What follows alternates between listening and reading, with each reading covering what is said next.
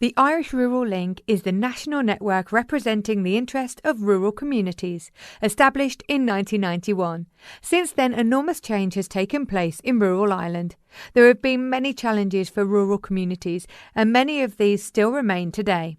We continue to witness the closure of essential rural services, loss of jobs, a declining and ageing population, and migration of young people to take up better quality job opportunities in cities and larger urban centres. However, there have also been some positive changes in more recent years. The development of remote working and digital hubs and the rollout of high-speed broadband can help make rural areas a place where people can work close to where they live and allow people to become more involved and play a larger role in their rural community.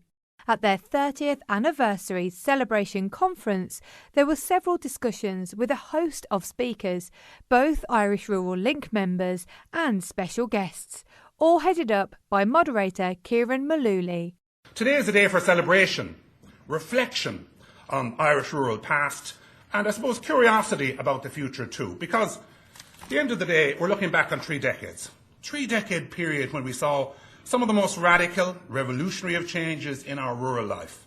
An era of great change and modernisation. The introduction of new IT that transformed our lives. The development of new infrastructure that ensured some things will never be the same again. And in human terms, I suppose, our children said goodbye to things, didn't they? They said goodbye to mucky fields and schoolyards and chalk and welcomed in an era of astro pitches, 3G and whiteboards. Remember them? We said goodbye to the traffic jams outside Harry's and Kinnegad. You remember them? And we flew out at Knock instead to see our cousins in Luton every weekend.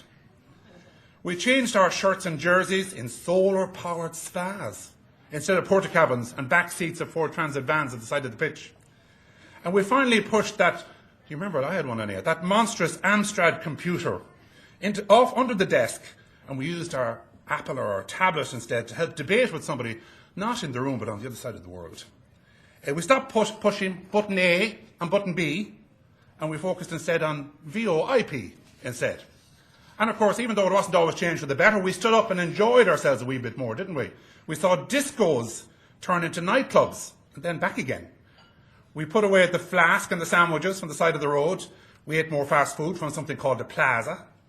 We turned to air to water. We turned to air to water, didn't we? Or water to water instead of 10 loads of turf every year.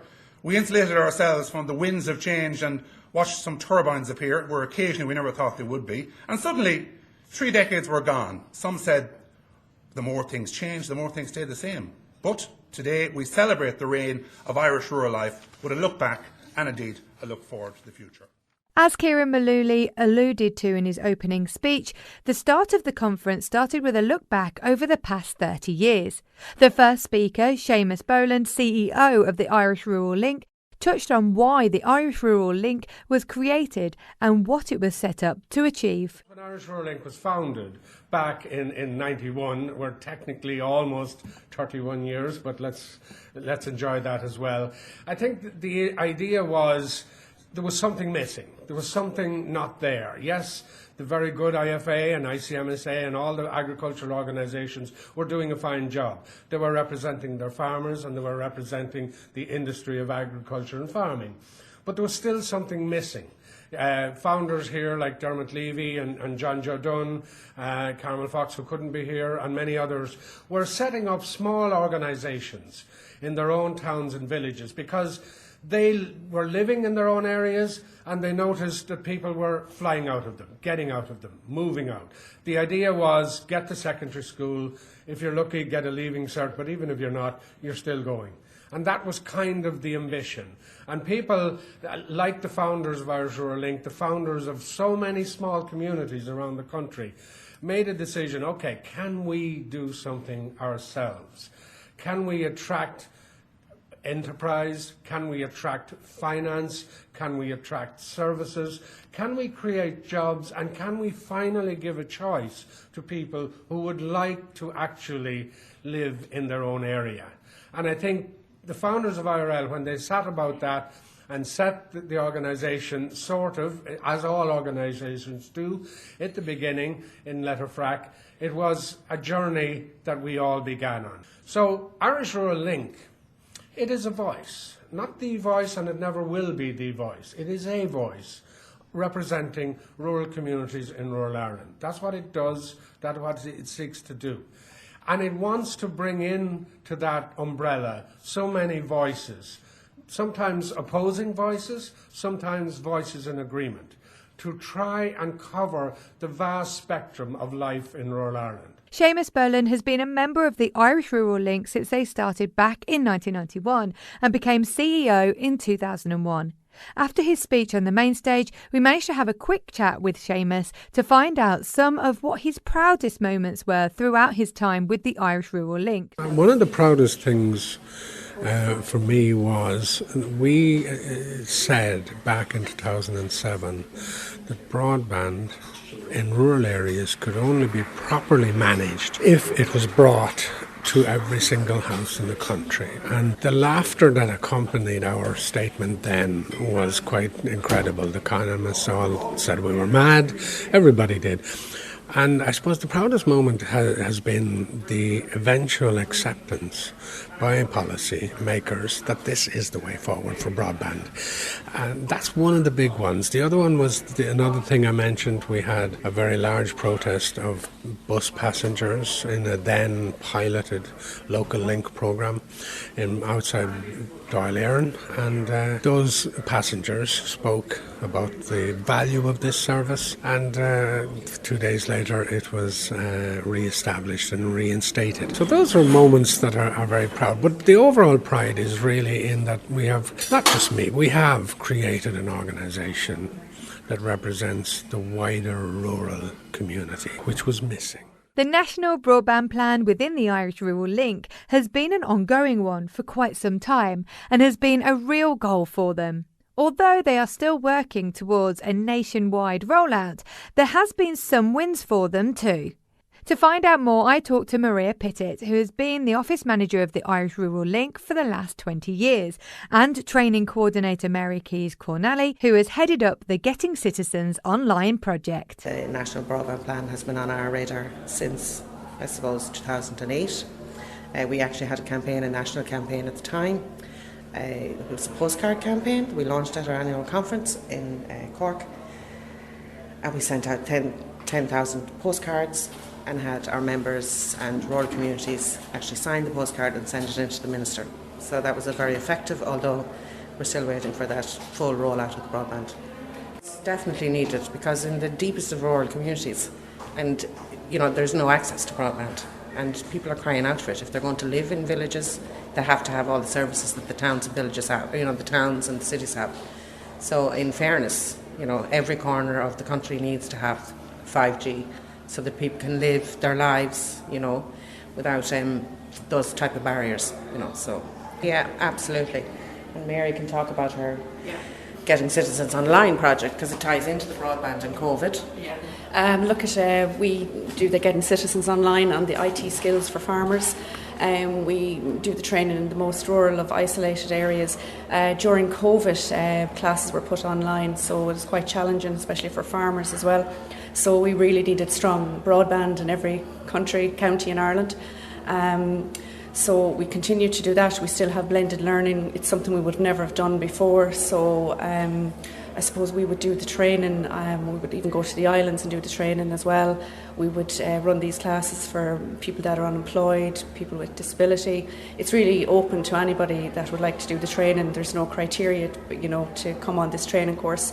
You'll set up an email. You'll do basic online banking. The farmers then will, register online. They will print out their compliance certs and just really get familiar with using the internet, really, farmers. Like if people come into our classes that start from maybe 45 years of age up to, we had our oldest participant was 93 years of age. And it's just phenomenal to just see these people coming in and do the training. So it is, for people that have never used a computer before, they'll do it for 5 weeks.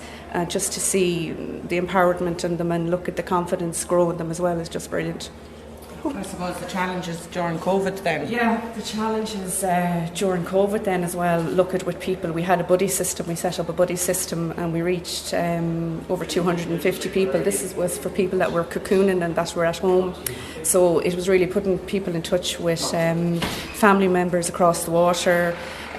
People in nursing homes, got to Zoom other people and friends in nursing homes as well, and just keeping in touch with people within the community. They set it up knitting classes, bingo mornings, coffee mornings, and it kept people going in the community. So it did. So we're very happy with that, and we're continuing to support people now. We haven't left them behind. It's just something that started, and it's continuing to grow. So it is.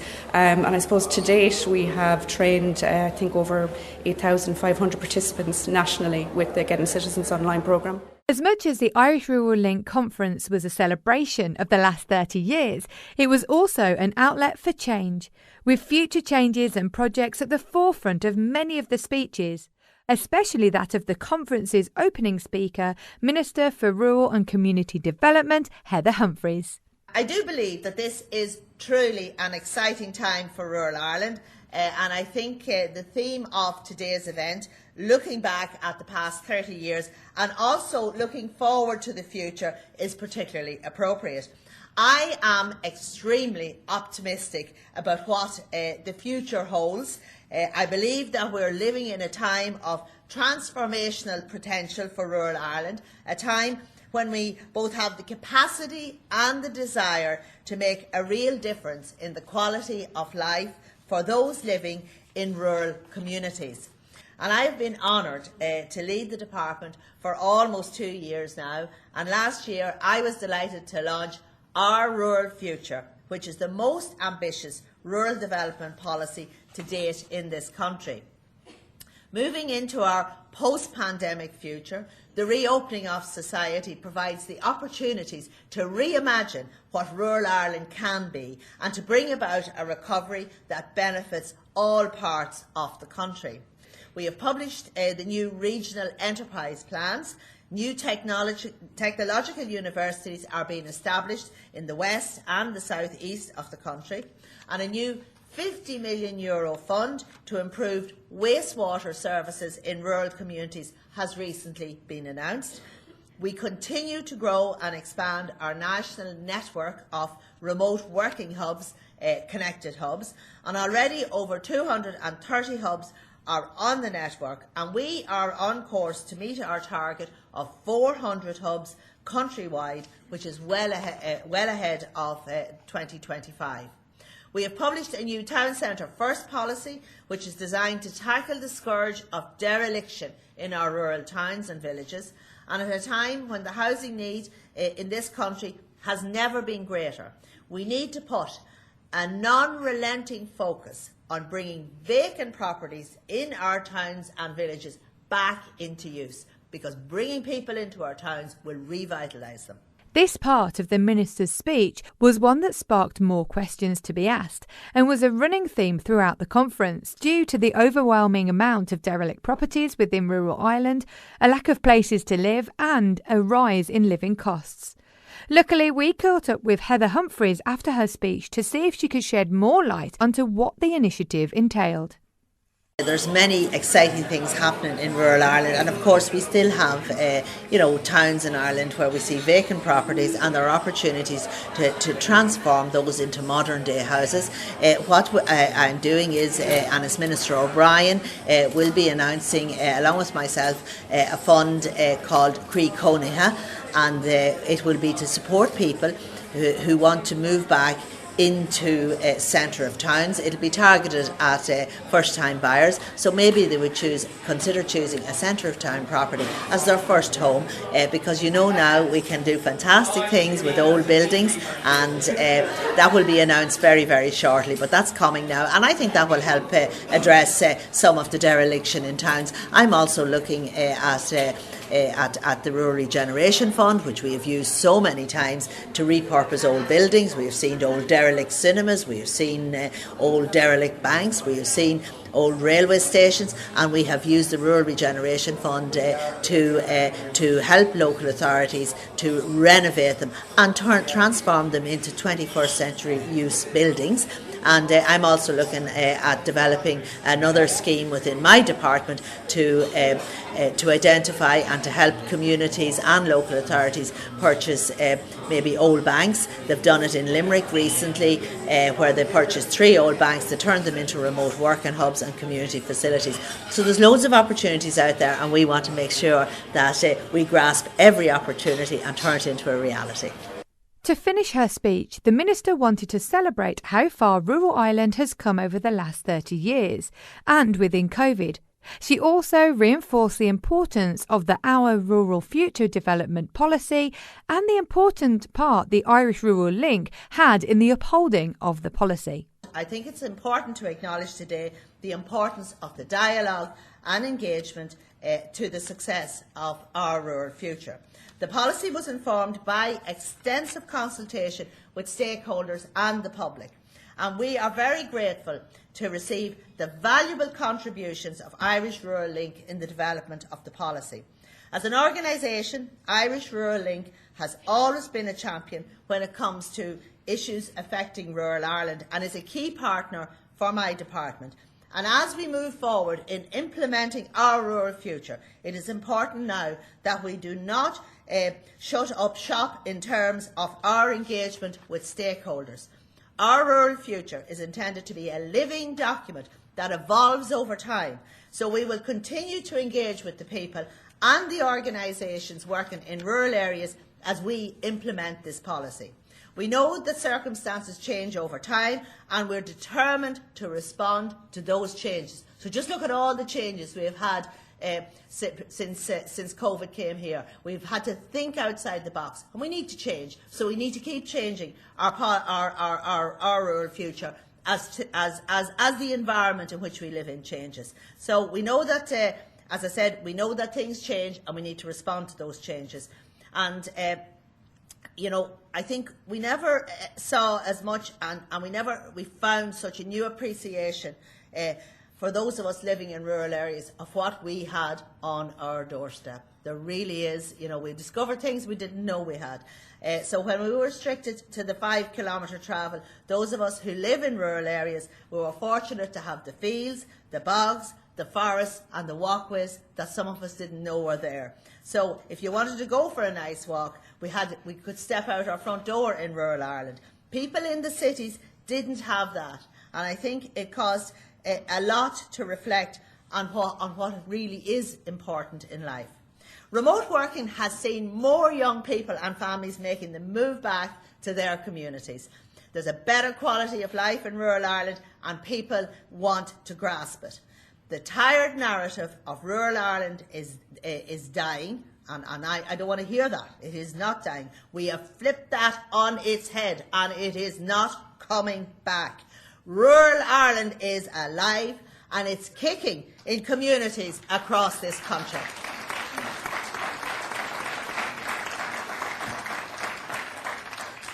And yes, there are challenges, and there always will be challenges, but it's by working together, listening and engaging through forums like this that we will overcome those challenges and make our rural communities stronger and vibrant places to live, work and raise a family. And when I think of rural communities, I think of the tidy towns, I think of the community council, I think of the development association and all those people that are working on the ground. And can I just say on behalf of government, thank you. And thank you to those that help to empower communities, that give them the advice they need and sit down and help them fill up those forms, because in government we could not do our work without all of you working to help us do and achieve what we want for rural Ireland. Since 1991, the Irish Rural Link have worked alongside the government, pushing rural Ireland forward in lots of different projects.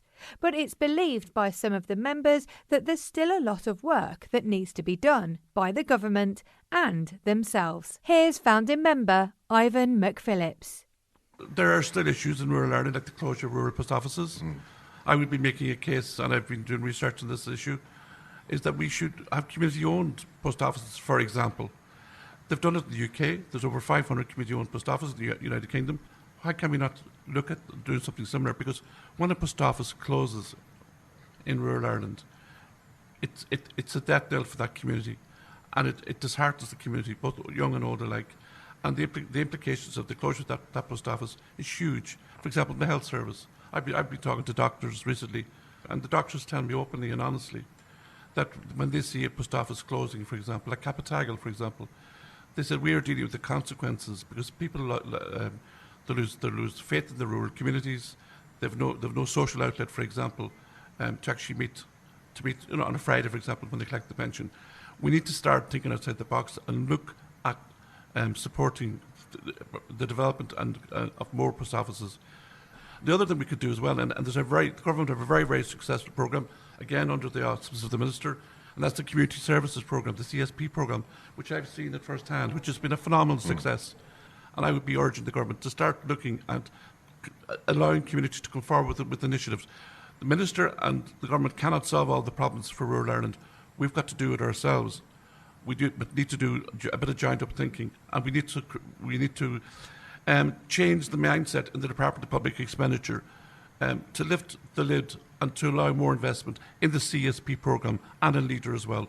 Within the Irish Rural Link Conference, lecturer in Environment and Planning and Irish Independent columnist Conor Skehan opened up a panel speech with a different look at the rural community, looking at the rural population, connectivity and some areas that he believes could be problems going forward and need looking at in the coming years. One of the unsung victories, if you want to call it that, since 1991 was putting in place both our motorway system and our national primary system. And we now live in a connected country where there are the opportunities for the majority of the number of people, but not the majority of areas, to be able to be readily connected to international airports. And the map in the middle there shows the distance and the level of service that people have, both to motorway access and to an international airport. The theme I will end with when I'm doing my, if it were up to me, is I will draw attention to things that are unfinished business. So while I'm praising the connectivity and praising the opportunities that have been created, I'm also admitting and drawing your attention to the fact that this is unfinished business. The connectivity is a very important one. When I take my students on their rural planning seminar, we go away for a week, and recently we had to finish just outside Ennis, and one of the students pretty inconsiderately announced that she had to be in Dublin Airport for a particular flight, which he hadn't told any of us about. And from the outskirts of Ennis to the entrance to Dublin Airport, we met a single traffic light. One traffic light. That was pretty impressive. Driver turned south, went under the tunnel and came back up. And we're living in an extraordinary country now where those kinds of things that were huge half-day trips are now 2 hours. So the 2-hour rule for where most of us can get to most of the time are one of the most important things in terms of access to equality of opportunity. Not complete equality, but equality of opportunity. So I think that one of those things it's done is it's changed and shrunk our perception of what's the edge and what's the middle. And it is one of the big unsung and underappreciated achievements. Now, somebody said to me, and the founder of Supermax wouldn't be a million miles away from me here, that all roads go both ways. And the road is as likely to take your customer down to the outskirts of Dublin to buy their white goods as they are to bring them into your city or town to buy their fridge there. So it's a double-edged sword, and we are seeing it, for instance, in places like Clare. We do a lot of work on tourism with Fáilte Ireland, and the typical trip to the Cliffs of Moher now is a day trip from a Dublin hotel. People get in the bus in the morning, they're gone in the evening. So a lot of our fundamental understandings about what we're trying to do with things like tourism, for instance, have been turned on their head. And bringing more and more tourists to the west of Ireland is not going to bring more and more overnight stays, is not going to bring more and more expenditure to those areas, because the very thing, the gift it gives, the motorway, also takes away. So there's a whole lot of new perceptions, a lot of new realities that have to be taken on board and have become part of our thinking. There are, and always will be, unfinished business of things that we need to do, which is to define the different rurals and to have clear, accurate, realistic policies and implementation plans for the different types of rural Ireland that we have. I think we need to have very clear models for each of those as to what we need by rural services and an integrated delivery of rural services by the full suite of government agencies, but that extraordinary need for high coordination that only exists in rural areas, be they peripheral or central, that has got to be recognised. And then you can see me beginning to differentiate out into what I would regard as the peripherals and the working countrysides. In a lot of my work, I do plans for counties. I do landscape character assessments, county development plans. And one of the most useful things I have found to do is to take the countryside and break it brutally into those two simplistic combinations, a heritage countryside and a working countryside. And a working countryside is where there's an assumption that people are going to live their lives, build their houses, develop their enterprises, keep their cattle, grow forests, do things we've never thought about before, and that's what they are for. Purposeful planning, that's what they are for.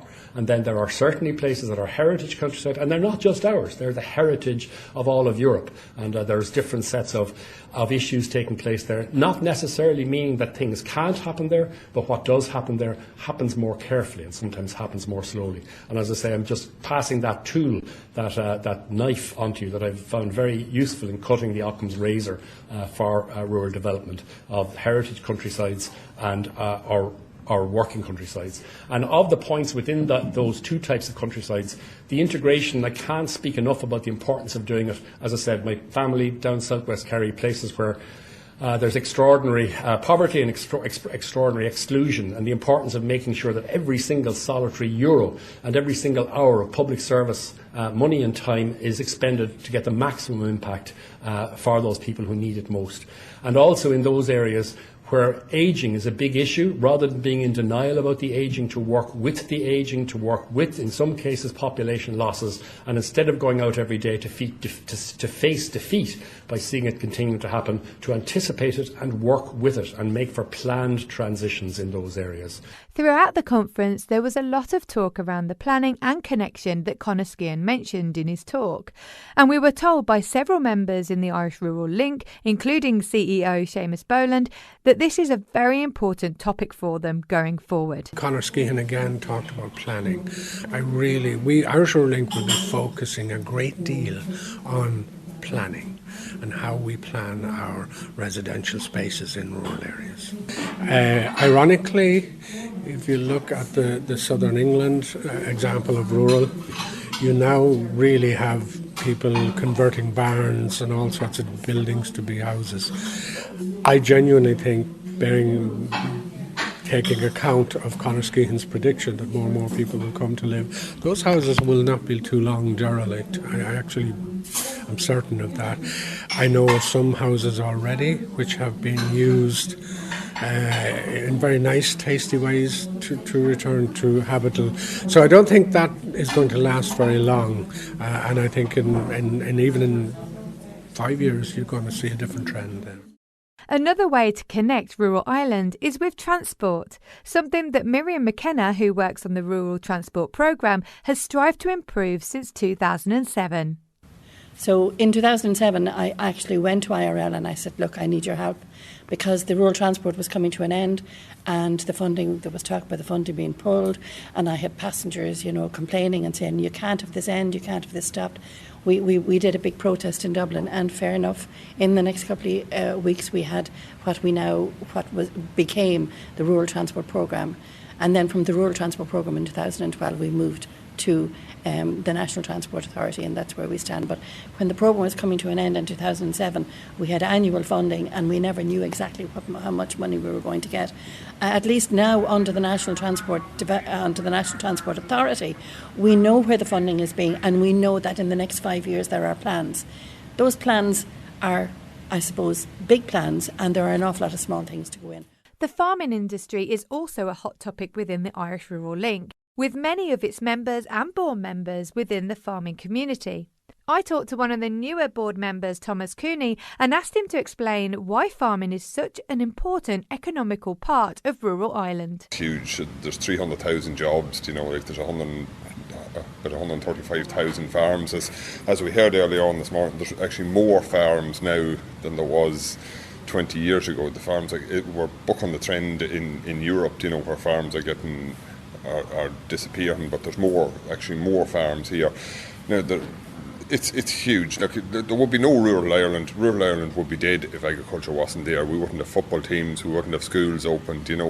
All that sort of thing. The town, the villages. The local mechanics, the carpenters, the builders. There is a huge industry, a service industry around agriculture that is keeping going. We've over 12 billion of exports there. It's vitally important. It's part of who we are and what we are. When we talk about selling our tourism and everything, like if we didn't have agriculture, a vibrant agriculture, we wouldn't have the 40 shades of green. We wouldn't have the scenery. It'd be a totally different scene and all that. So, we're so different to the rest of Europe. We're an outdoor system. We're a sustainable model, and we probably have more to do in regards to sustainability. Nobody disagreeing with that, but farmers are making, and there has been huge strides made from 20 years ago. There's around the same amount of cattle in the country as there was now in 1990. It did dip slightly for a couple of years, but it's probably back up around the 1990 levels. And there has been a bit of a shift into dairy, and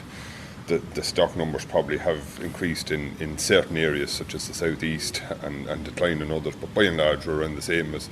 And there always will be various challenges. There is challenges. The war in the Ukraine, I suppose, is challenges. That's the latest one, So there's always going to be weather and price difficulties. But by and large, I think there will be a future. And Pat McDonough was very positive there this morning about the future for agriculture. So.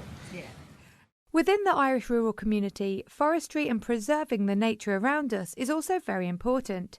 Board member Dermot Levy touched upon some of the measures that Irish Rural Link want to work on within the forestry section. There's the forestry section as well, and I think that's very important as well, that will be developed, and I think there's whole new ideas coming on how better to grow trees so that they provide,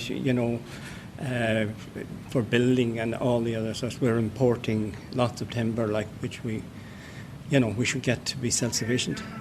That type of forestry came in mostly with the precursor to quilcher, you plant a certain type of softwood trees, because they had a quick growth. But now they're looking at much more variants of types of trees, and it becomes a nearly a continuous cover process. And I think that's where the future is. As well as housing and connecting rural Ireland, there are also more personal and humanitarian subjects that need to be looked at too within the Irish Rural Link. This is Chair of Irish Rural Link and CEO of Longford Women's Link, Tara Farrell. Well, one of the issues that Irish Rural Link included in some of their recent pre-budget submissions was the issue, for example, of domestic violence. And people don't always consider that there are additional barriers for women and children living in rural areas that maybe are not considered. You have additional isolation. If you're in a violent situation, you are more likely to be isolated. You have less access to services. Irish Rural Link are obviously very strong on farm safety, but farm safety can take on a different turn when you're talking about a domestic violence situation. I live in rural Ireland myself. We have this lovely, sometimes romantic view of this great community spirit, and that is there, across our parishes and our towns. But if you are in a domestic violence situation, that can be very, very different, because the perpetrator, for example, is not going to be isolated if they're needed to help on the farm or to, do the silage or the turf or whatever it is. So sometimes, that very tight-knit community spirit, that mehel approach almost, can work in opposite directions if you're in that situation. So, we've been able to include those points in pre-budget submissions, which has been really helpful. It was easy to see on the day that the health and well-being of the people in the Irish rural community is at the top of the Irish Rural Link's agenda. I talked to founding member Ivan Phillips about some of the issues that were important to him and what incentives have been put in place in the past or future that can improve those issues. There is the issue of mental health, and that's a huge issue. In my own community in Donegal, in my area where I'm from, in the last 6 weeks we've lost 3 young men, and that's a huge issue. They've had it, and this community champions initiative that Irish Rural Link piloted during COVID has helped rural communities, has helped people living on their own. For example, there you are at home at night, and a famous GA person picks up the phone and rings you. You're living on your own. It could be Anthony Daly in Clare, or it could be John O'Mahony in Mayo. It could be Porrick Joyce or Joe Connolly in Galway. And that was done throughout the country. That was an initiative undertaken by Irish Learning. I'm a lecturer at the Atlantic Technological University in Galway, and we survey our students every year. And I surveyed my class there a couple of weeks ago, and I asked them what was the number one issue that they had in their lives, and 75% of them said mental health. And then when we actually looked at the analysis that they did, 80% of the guys who said that. And the concern that they have for their friends and their families as well. Particularly in farming communities, mental health's a huge issue in farming. Recently, I don't know if you heard that some co-ops now are advertising the Pieta House phone lines and the Samaritan phone lines on the sides of the milk lorries going to your farm. You know, that's been piloted by one of the co-ops. I think it might be Arrivo. Unfortunately, it's a fact of life, but we have to try and deal with it as well. It's huge, and we need more counsellors at local level in rural Ireland as well, because there's research has shown if you live in a rural community like Achill, for example, the further, and I worked in Achill for 8 years, the further you live away from the hospital, the least likely you are to use that services. So if you're a good bit away from your counsellor, for example, you're unlikely to go and see that person, or have the resources to go to see that person, or get a bus service to see that person, because the bus services aren't there. So there needs to be a lot of more joint up thinking in relation to that. In the second half of the conference, Dr Maura Farrell, lecturer at NUI Galway, took the stand and talked about two other groups of the Irish rural community that should be at the forefront of discussions to solidify the future of rural Ireland. When we talk about the future of rural areas, we have to, suppose, think about what we have now, and we talk a lot about sustainability. And into the future in 30 years' time, if we have a sustainable rural Ireland, that's exactly what we want. But sustainability is built on society, the environment and economics. Looking at society, demographic trends, we do actually have more people living in rural Ireland than across any other country in Europe. We've over 31% of Irish people are living in rural Ireland today. Let's look at two things into the future that we have to give serious consideration to, and that is our elderly in rural areas and our youth. We have the highest population of elderly people currently living in rural areas, and this is going to continue into the future. So into the future, how do we manage this? Where are the trends that we need to consider around our elderly in rural areas? And I suppose we really have to look at the increased need for services and facilities for older people, the care industry, the supportive housing and independent living industry. What about older farmers? Shane Conway is here with me today from NUI Galway, has done extensive work on older farmers in rural areas. Older farmers that are maybe looking to retire, not wanting to retire. What do we do? Where is this question in and around older farmers? We had a talk last week from a group in UCC on our Rural Voices series in NUI Galway, and they talked about the silver economy. So when you talk about older people in rural areas, you can also see the economic value of older people in rural areas. And that's something into the future that we should consider as well. On the other flip side, I suppose, of older people in rural areas, you have youth and young people. And at the moment, we're involved in a Horizon 2020 ruralisation project that has 18 countries working across Europe in relation to this idea of ruralisation. And one of the work packages that we were working on was in relation to youth. And we did a study in relation to the dream futures. What are the dream futures of our young people living in rural areas? And we carried out 2,000 surveys in 10 different EU countries right across Europe, including here in Ireland. And we looked to about 20, 35, 18 and 35-year-olds, and we asked them questions in and around their livelihood recipes. We asked them about their accommodation. We asked them about their lifestyle. How do they intend to live? Where do they intend to live? And how do they intend to earn a living into the future?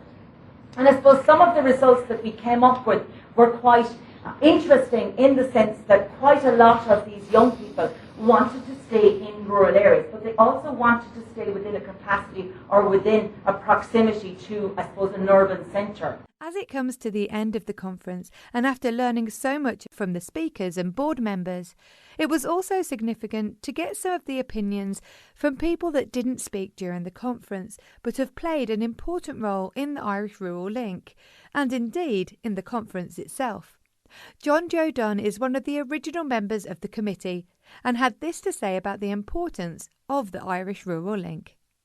I spent 16 years on the committee originally and then the board, and they were very enjoyable, and I worked with great people and learned a lot from them. And well, I think that in the family of organisations it is an important player. I think you'll always have trade unions, and you'll have IBEC, and you'll have farming organisations, and you'll have sporting and social organisations and ICAs and all these organisations. But I think this is doing a more broad sweep of the needs of people, and maybe some of the forgotten needs at times that slip through the net because no one else is dealing with them. I don't think we should be trying to replicate, or IRL should be trying to replicate what someone else is doing or doing well or doing properly. I think we should be trying to look for niches, and but also trying to bring a cross-sectoral approach. The final words from the conference will come from Brendan Mullery, the project officer from the Irish Rural Link, who was tasked in planning the conference. We wanted to find out why conferences like these are important and what they wanted to achieve with the day. We kind of wanted to do something that looked to where we had come from, and Ireland was very, very different in 1991, and where we're possibly going to go in the next 30 years. Because we kind of came to the conclusion that the last 30 years has brought more change to Irish Rural Link than nearly any 30-year period going back to the mid-19th century. So I suppose on a day-to-day basis, change just creeps up quietly. But if you look at the changed economy, the changed way of living in rural Ireland, the changed jobs, the changed sense of optimism, I suppose, that's here now compared to 30 years ago. Because 30 years ago, it was a disadvantaged place where the future, for a lot of people, looked impossible.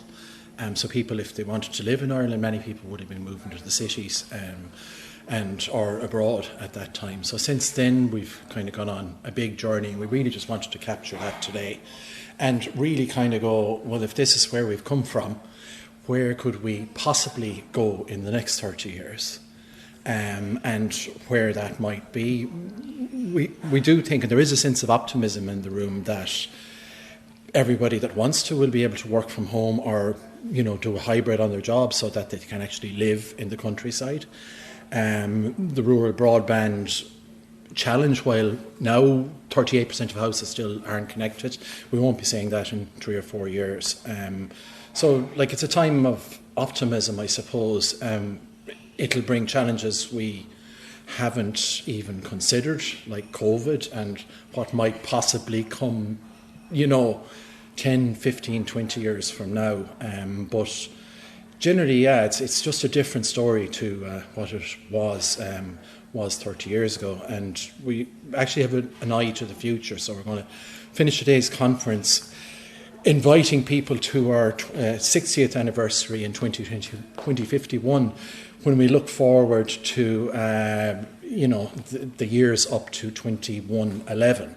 So somebody in this room will be attending that conference, and just the challenge of the future really is, it's a fascinating time to be living in rural Ireland, and it's a time full of hope, and I'd like to think progress, full of challenges, but we're, I think, more equipped to tackle them than we might have been in the past. We're delighted with the day today. We have a good crowd. We've really everybody in the room there. We're describing them as rural change makers, visionaries, or trailblazers. And really, the people speaking on the stage, they're all of those things. Today's programme was put together in celebration of 30 years of the Irish Rural Link, highlighting some of the incredible initiatives they have been a part of, or even the catalyst for, and also for the work they are currently putting in to make our future in rural Ireland full of rich community opportunities, connection, renovation and optimism. I've been Sarah Casserley. Thanks for listening.